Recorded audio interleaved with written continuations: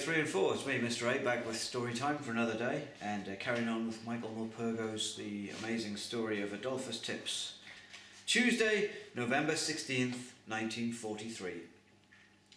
At school, in the village, no matter where you go or whoever you meet, it's all anyone talks about, the evacuation. It's like a sudden curse has come down on us all. No one smiles, no one's the same. There's been a thick fog ever since we were told.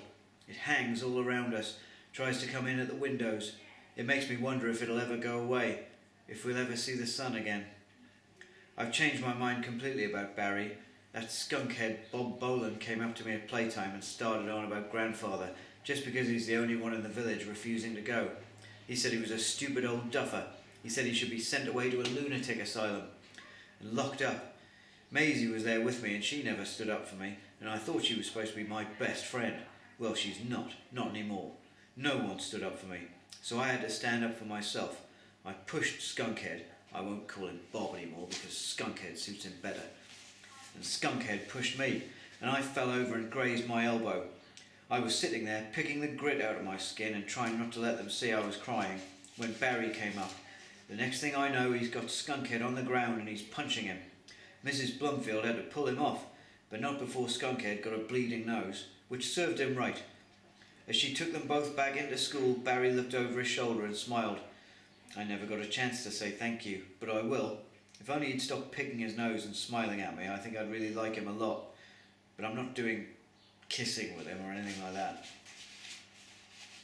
Tuesday, November 30th, 1943. Some people have started moving their things out already.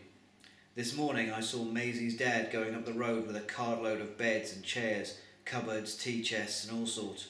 Maisie was sitting on the top and waving at me. She's my friend again, but not my best friend. I think Barry's my best friend now because I know I can really trust him. Then I saw Miss Langley driving off in a car with lots of cases and trunks strapped to the top.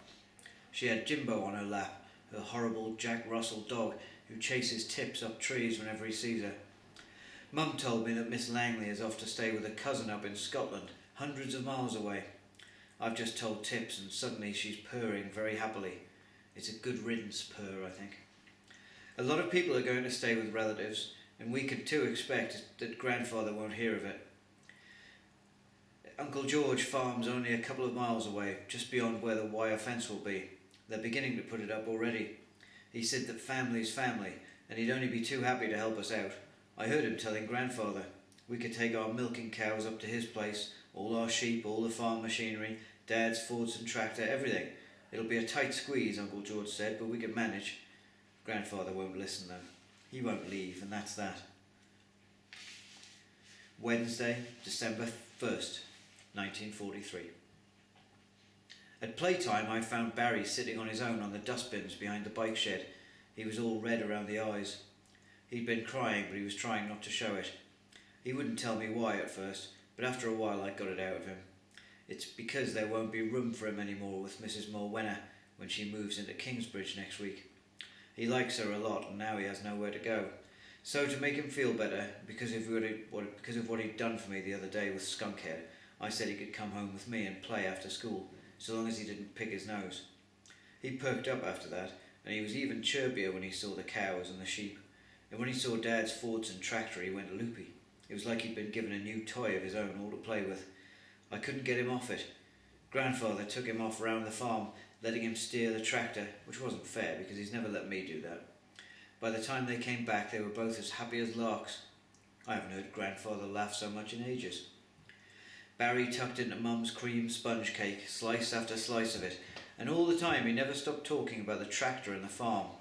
And no one's ever told him to talk with his mouth full, which wasn't fair either because Mum's always ticking me off for that.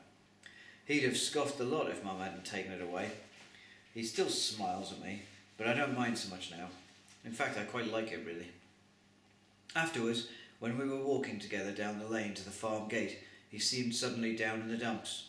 He hardly said a word all the way. Then suddenly he just blurted it out. I could come and stay, he said. I wouldn't be a nuisance, honest. I wouldn't pick my nose, honest.